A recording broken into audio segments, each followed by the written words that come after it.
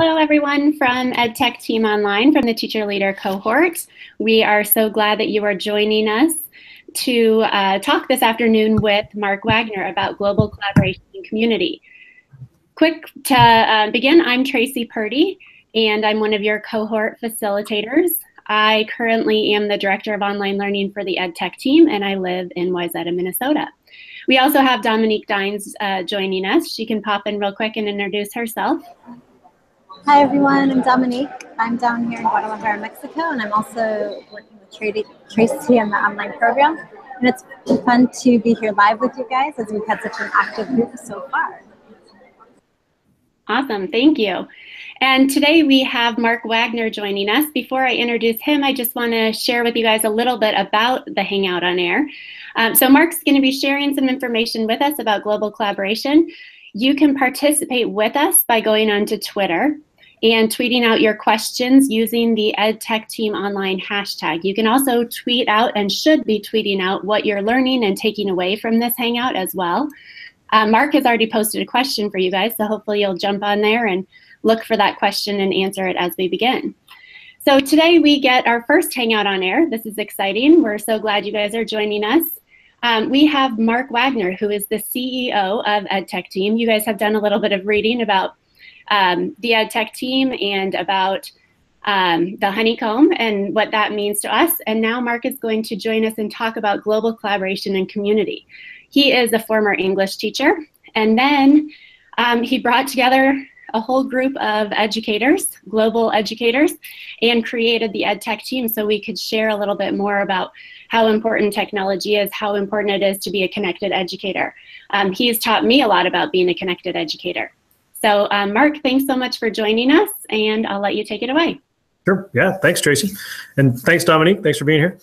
As Tracy said, I used to be a high school English teacher. So for a lot of you, I think I was in the shoes you're filling now. And for those of you that are in more of an elementary or primary situation, my wife teaches kindergarten. So I've got some sympathy for that work too. And for what it's worth, when I was teaching high school seniors and Eva was teaching kindergarten, we often came home with the same sorts of stories when we were talking shop. So, Cody wasn't controlling his body and pushed Elena out of her chair. Well, those were my kids, right? Because they were dating. But anyway, the idea is, I was lucky enough to be a high school English teacher for a few years. I got to be the high school tech coordinator. So that may be a situation some of you were in. And that led to a position at my district as a tech coordinator and later the Orange County Department of Ed here in Orange County, California.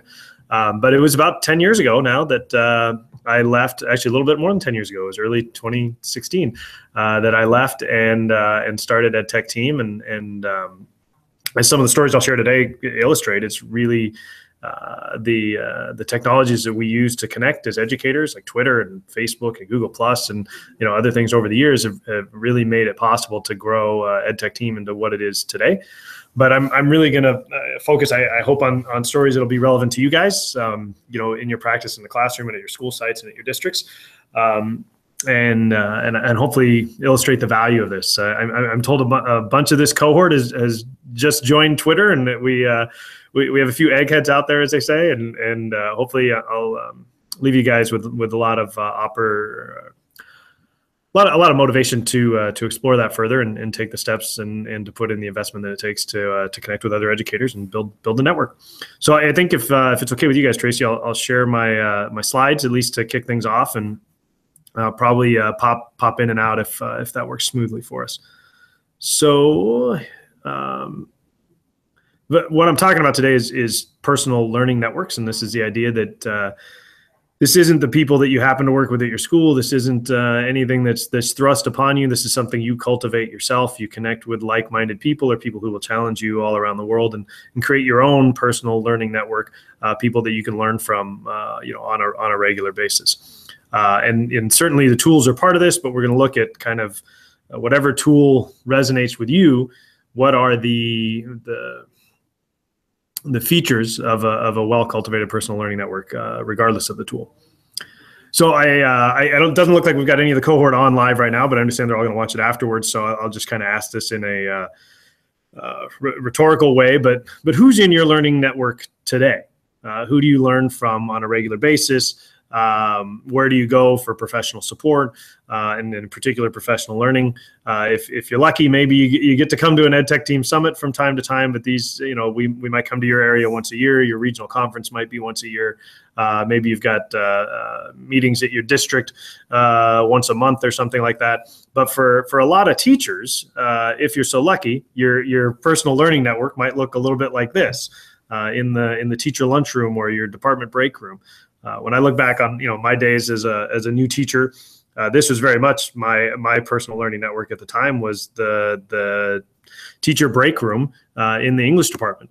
And I was lucky that we had an English break room where there was about a dozen teachers. Those of us who all had classrooms nearby would take our breaks in there and our lunches in there. And there was people that I could share resources with. I could commiserate with. We literally had this shared file cabinets where we could put resources, and I could ask for help as a new teacher. But if I can switch quickly on the fly, if we skip forward a few years and we go to sort of circa 2007 when Twitter came out and actually hit the education scene not long after. This is a screenshot of Twitter that I took just one of the early times that I gave a talk about this topic, and I've kept it all this time because it's pretty spectacular. I don't know if you guys can make it out on the Hangout, but if you look at the people who are in this screenshot, that's Dean Sharesky in Moose Jaw, Saskatchewan. Jen Jones here was in Seattle at the time, I believe. Doug Belshaw is in the UK. Bud Hunt, Bud the teacher, is in Colorado. And so all of a sudden, instead of just the people in my teacher lunchroom that happen to be from the same town as me and the same school as me, now I'm learning from people all over the world.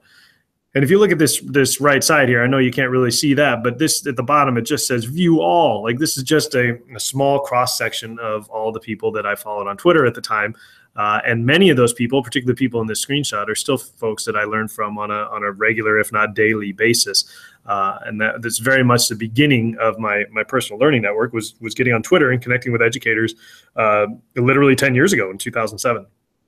And if you jump forward a few years, the tools change. We got Google Plus a few years back. It brought us new things like circles and a lot of other new features, and has evolved a lot over the years itself. But if you look again at the people here, Lucy Grace in Chicago, Michael Wacker's in Colorado, Molly's in Minnesota. You look at Chris Betcher in Australia, or Doug Belshaw again in the UK, right? And there's others here too, like Doug Peterson. Jeff Udick at the time was, I think, working in Shanghai. And being able to connect with all of these people through Google Plus and other tools, it's really been a big part of my learning as a professional. Absolutely changed my practice as an educational technologist in particular, and ultimately, eventually, launched this team and this business. Not that I think everybody's going down that road, but I had the same sort of glowing testimonials for these opportunities years ago too. And if we take a step back from the tools, I sort of identified these four things as the underlying foundation of a well-cultivated personal learning network. So maybe it's Twitter, maybe it's Google Plus, maybe it's Pinterest or Snapchat or something else these days, or maybe you're into long-form reading and writing of blogs, or you're an audio learner and you love podcasts. Whatever it is, it really comes down to these four things, which is one way or the other. And I'm going to jump out of the screenshot here now, so you're not just looking at the same four words the whole time. It's about making connections. Like, you've got to connect with other people behind the accounts, right? Ultimately, you're trying to connect with like-minded educators or people who are going to challenge your thinking. So in terms of making those connections, if somebody posts something that you're reading on a blog and you're getting something out of it, comment back. If they've asked a question on Twitter, reply. If they've posted something on Facebook or Google Plus, plus one it or like it on Facebook. But make that connection with the people, more than a plus one or a like if you can, right? Write back a comment, share a link, something like that. Which kind of leads me to the second element, which is make a contribution. And I'll put it back up in a moment. But ultimately, you've got to build social capital. So I tell people when I started, I started by writing a blog, which I'll talk more about, but anything I wrote for work or school anyway, I shared it online. because chances are, if you're a third grade teacher worried about internet safety resources or something like that, like there's certainly others out there who are in the same boat as you, and you sharing what you've discovered, or you even sharing your difficult questions that you're wrestling with, like that's a contribution to the conversation. And really that's the next step, is over time, develop those conversations. Follow the people that post things that you're interested in, write back to the people that respond to you, and develop a conversation over time. And part of, I forget now who said it, but early in my experience with Twitter, one of my educator colleagues said that it makes you feel good about being human. Right. And I think teachers are sometimes sort of dehumanized, and being able to connect with others who are in the same situation as you all around the world, even if you're the one art teacher on campus, or you're the assistant principal, in charge of discipline or whatever, you can reach out to others who are kind of in the same situation, and develop those conversations, develop those relationships. And I find a lot of times on Twitter, educators are connecting more about baseball, right, than they might be about education or technology. And I certainly get as many responses to pictures of my kids sledding or something that I do from posting the greatest new Chrome extension.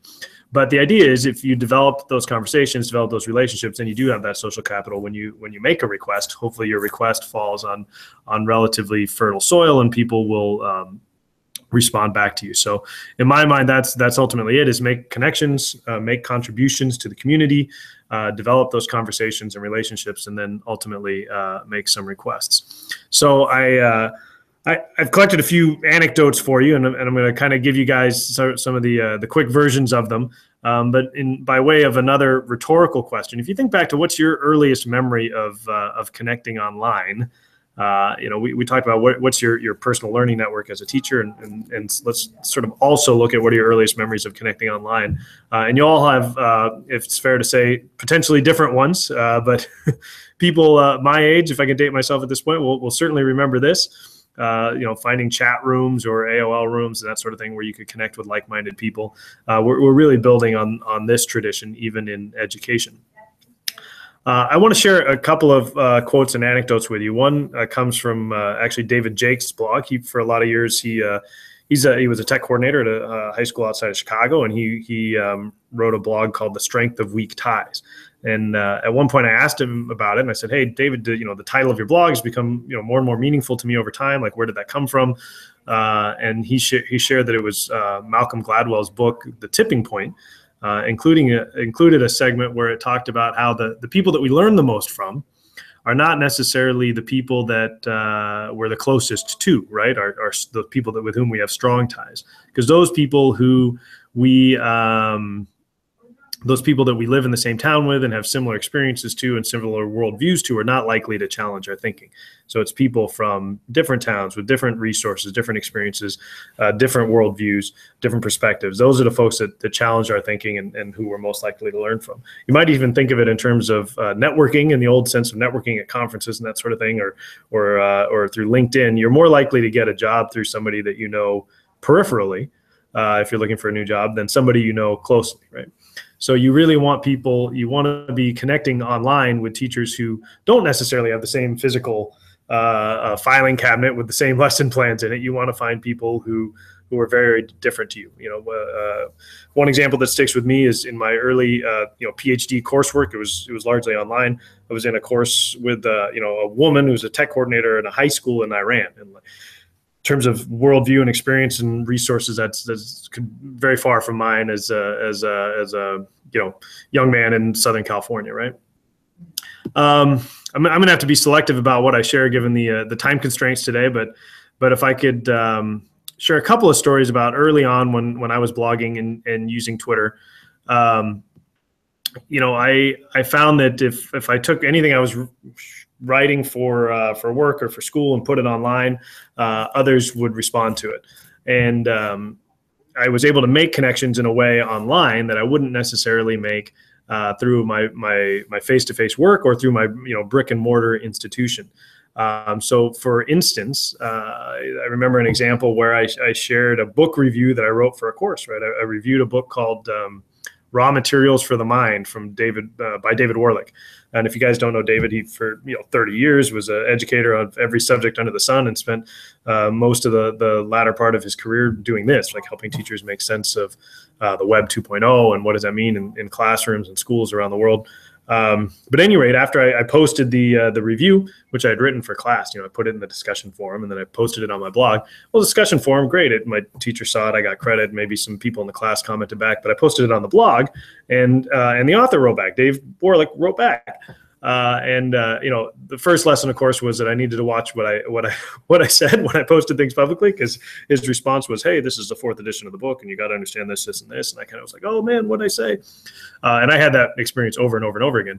But ultimately, now it's the person who wrote the book responding back to me, and I was able to develop a relationship over time with David. There was a day years later when I got him all set up on Gmail, and certainly I learned a lot from him over the years, and had a sense that maybe he felt the same way about what I was sharing online.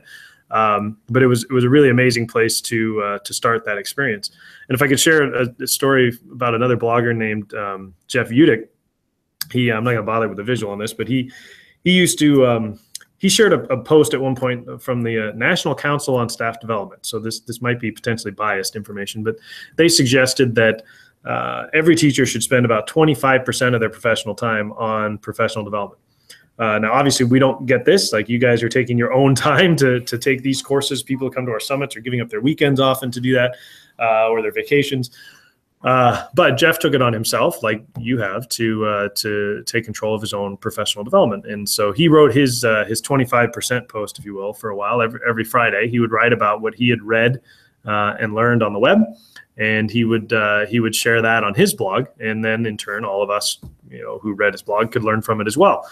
So it's it's something that I advocate. Even now, is that maybe you should drive, and maybe you should take control of your own professional development, and whether it's 25% time or whatever you feel like you can afford, connecting with other educators and learning online can really open those opportunities up for you. And I know a lot of times when we do our events, we're focused on Google's tools, and you may be in parts of this course as well. But two of my favorite early stories, anecdotes about personal learning networks, actually come from using Google Docs. So you might not think of that as a networking tool, but at one point, when Google Docs first came out, and presentations like the one I'm using today could have a URL on the web. Geeky educators, folks like me, would see a link come up on Twitter, and so-and-so is giving a presentation right now, click here, and we'd check it out, and we'd be able to be a part of the presentation and participate with it in the chat and on the side. So I remember a day I was sitting at my desk at the Orange County Department of Ed, and I saw a link come up, and it says, Kim Cofino is giving a presentation right now on internet safety for parents. And I thought to myself, I give presentations on internet safety for parents. I'd be interested in that. And I click on it. And it opens up, and the first surprise is the slides look really familiar because they're my slides. But I had made them under a Creative Commons license. They were being used fairly in that respect. But I made them for a district 15 minutes from my house here in Laguna Beach, California, the district in Laguna Beach. But when I asked where the presentation was taking place, the response was that Kim was in, and I don't want to get this was in Thailand, in Bangkok, Thailand, giving a presentation to parents there. She was working at an international school there at the time. So all of a sudden, my world just shrank, right? Because these slides I had created for use 15 minutes down the road were getting used clear on the other side of the world. And similarly, another story with Google Slides in the early days, Jen Jones in Seattle, who I mentioned earlier, had an interview for a director of distance learning position. And she was going back for the second interview, and she let us know on Twitter, like, "Hey, I got a second interview. I've got 10 minutes to make this presentation. What should I do?" And I sort of jokingly said, "Take us with you." But she took it totally seriously. And in addition to the large text on her screen that was for the people in the room, she had small text in the corner, which was for us. And as she went through her presentation, there used to be a chat bar on the side of the Google Docs presentations. As she asked questions in her slides, we all gave our responses in the chat and shared resources and anecdotes and links and you name it. And at the end of her presentation, essentially her punchline was, if you hire me, you hire them.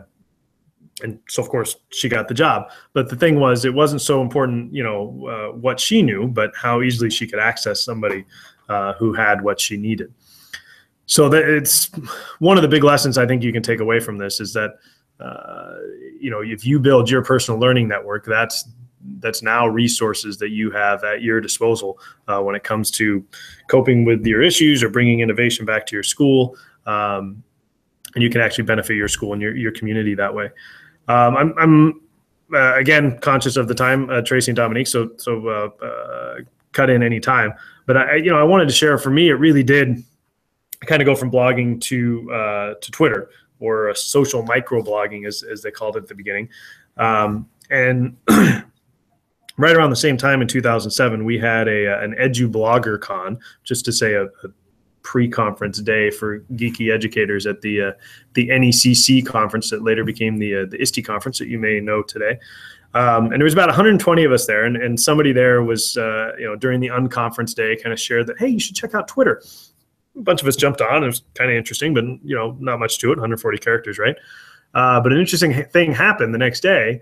All of a sudden, when we left that room with 120 of us, and we left to experience the rest of the conference, it was as if we never left that room. So I do actually have a visual I'll share with you guys, because this picture is really the heart of my PLN, at least from 2007 on. A lot of these people, I had read their blogs and connected with them in other ways. But once we all met in that room and all got on Twitter, it was truly like we never left.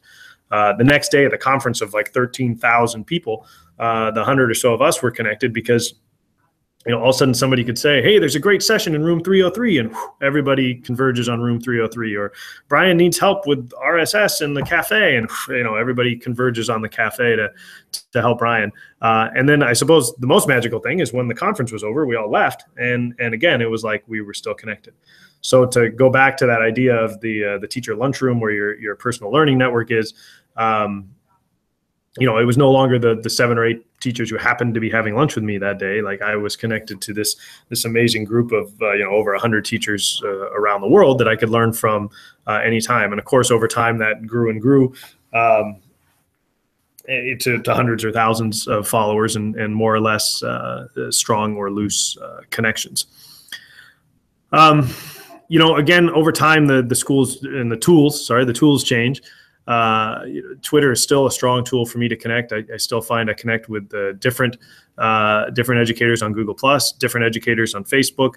I'm not heavily into, say, LinkedIn or Pinterest or Snapchat, but there's other educators that connect those ways too. But one that really did change the game for me is actually this, Google Hangouts. I have the first year of Hangouts just blew my mind. In this particular screenshot, Wendy here, who's large in the window, was at an airport in Santa Barbara.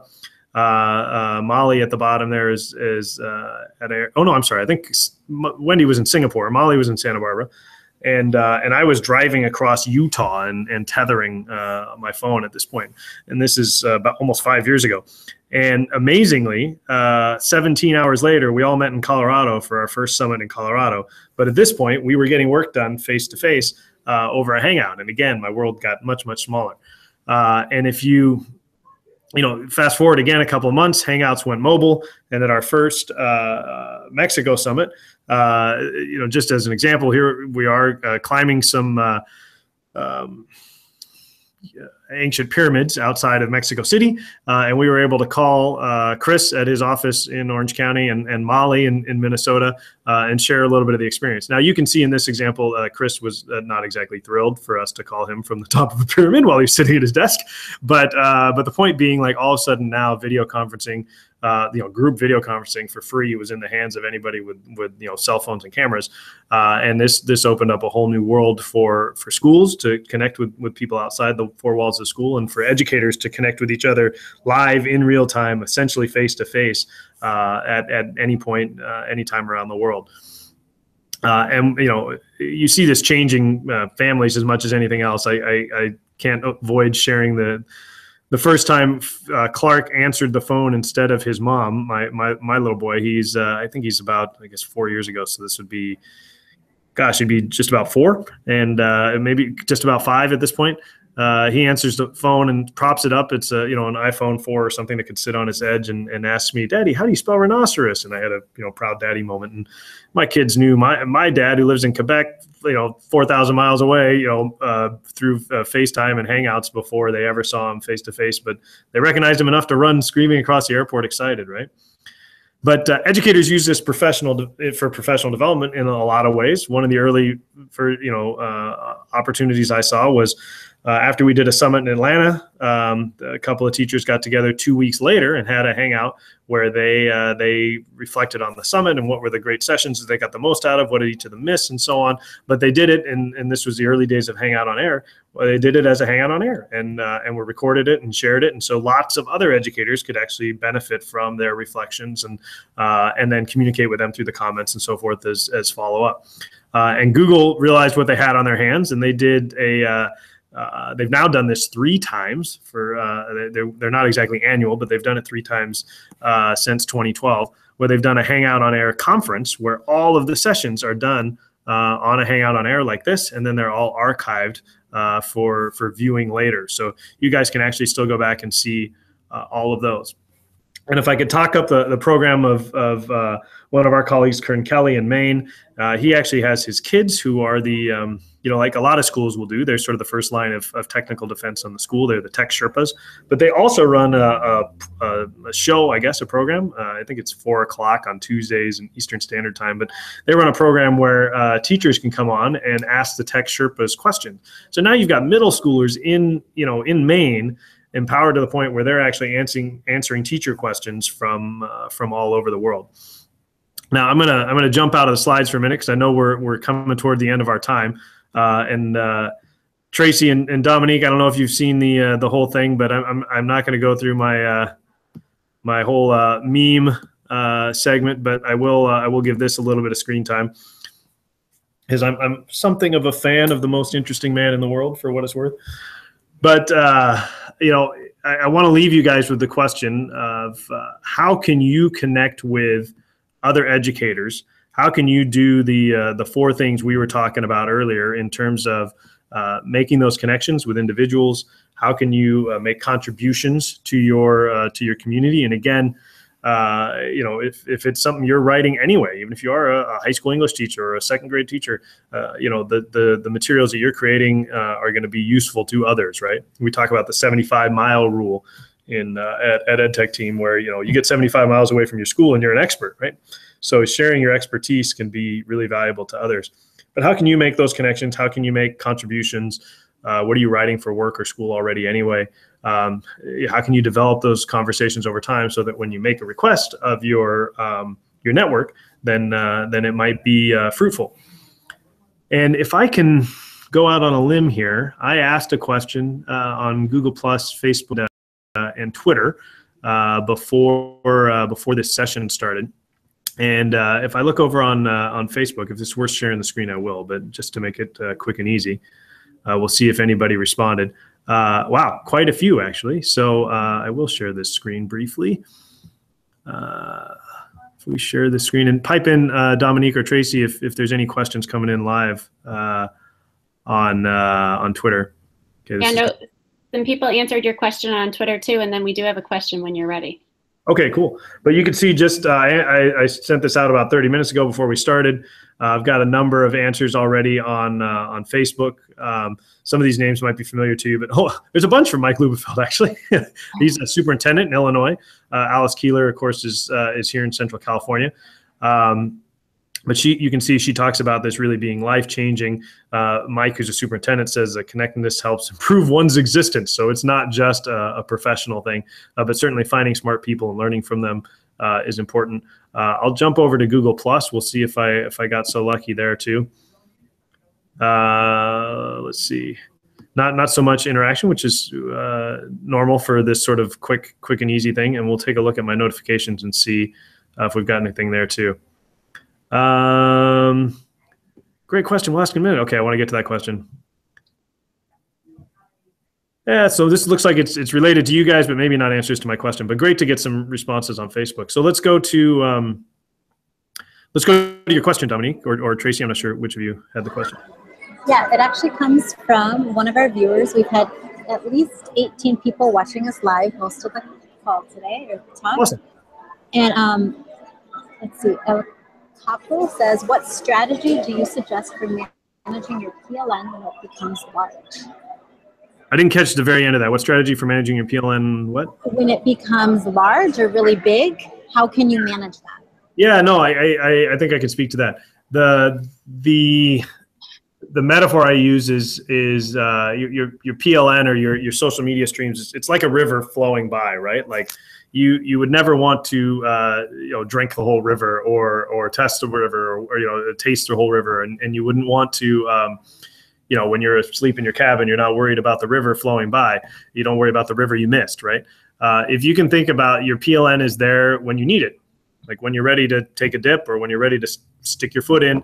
If you've cultivated a certain critical mass, then there's going to be great stuff to learn when you're ready, and there's going to be people who will interact with you while you're there. But you wouldn't ever want to like catch up on Twitter or catch up on Facebook, right?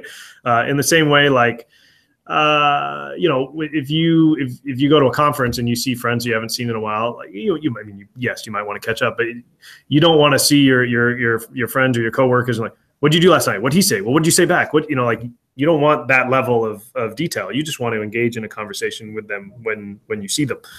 So I think the main strategy is kind of let it go. Beyond that, there's technical stuff you can do. TweetDeck is a tool that a lot of people still use to sort of save certain searches and come back to those.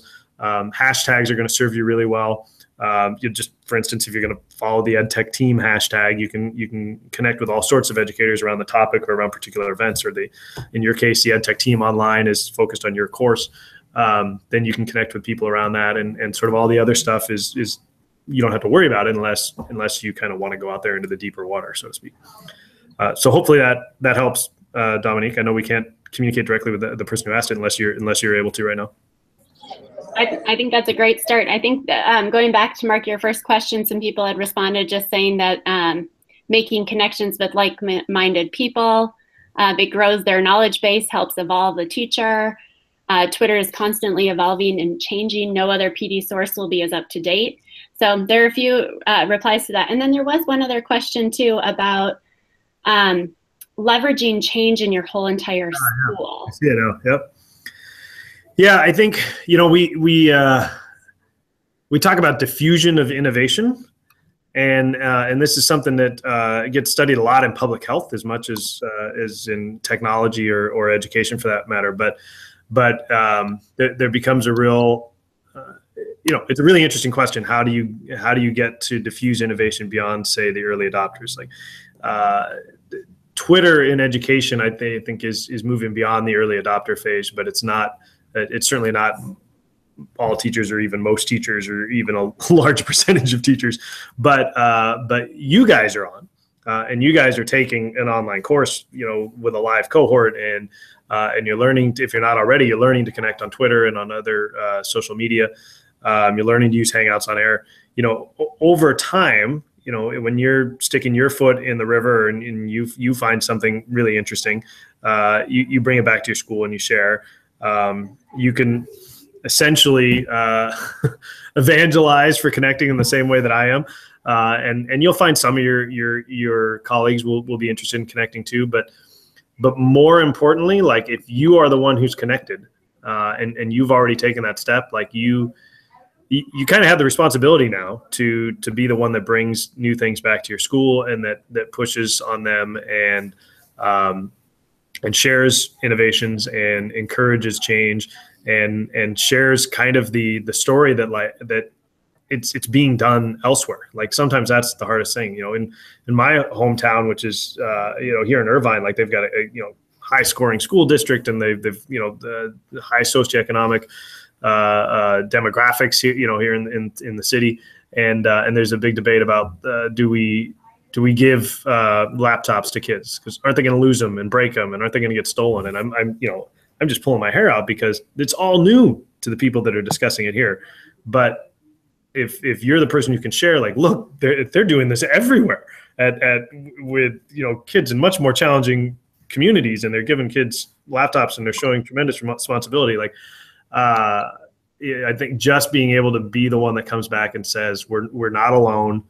Here, check out these resources that my colleagues online gave me, right? Is a really, really important role to play. And I think, you guys are probably interested in playing that role if you're taking this course. And so I can encourage it and be happy to support any of you in that anytime. So, and I think I speak for probably everybody I mentioned today, in addition to Tracy and Dominique, when I say, and then probably the rest of our team too, reach out anytime. And I suspect most of the, to us, I mean, and also, I think most educators who are connecting online are gonna feel the same way. Again, I don't want to misattribute it, but another one of our colleagues years ago said that it's a moral imperative as an educator to share. Particularly, I think if you're a public educator, if you're developing stuff and you're trying new stuff, and you have interesting questions, you should be sharing and putting it out there. And if you're the one at your school, bringing it back to your school and spreading that. So again, I don't know if that's helpful, but hopefully that helps address the question too. Yes, that's great, Mark. Thank you so much. And as you said, I think that if people have questions when they're watching this, if they didn't get a chance to watch it live, just make sure that you tweet out and say @Mark Wagner, and he'll get back to you with an answer, or to Dominique and I. And it looks like you guys are answering each other's questions too, which is so awesome. So great work. Yep. And Mark, thank you so much for joining us. We really, really appreciate it. We're really going to work on connecting, contributing, conversing, and when necessary, requesting that information as well. Tracy, given the timing of this, this may not work for everybody, but our colleagues in Canada have launched a really fun PD effort called PubPD. So if you search the hashtag PubPD, so PUBPD, they literally meet in pubs all over the world, and questions are asked on Twitter, and they discuss face-to-face in the pub, and then they share on Twitter. So this month's topic is actually personal learning networks, and they're doing that this hour. So right now it's just after 4 o'clock Pacific time, and so 7 o'clock Eastern, and PubPD is happening right now. So if you're on Twitter right now, those of you who are watching live, jump on over to PubPD, connect with some educators who are learning with each other in pubs around the world, and hopefully you can create some new connections and start to build some new relationships. And let me just say, you don't have to go to a pub either to do it. You can go to a pub if you have some people to join up with, but you can do it right from your home as well. We'll be right here in the office with water. Yep. Perfect. Well, thank you everybody for joining us. Make sure that you tweet out any questions that you have, and we'll get back to you. And Mark, thank you again so much for joining us and sharing more about being a connected educator. Thanks for having me, Tracy and Dominique and everybody. Bye.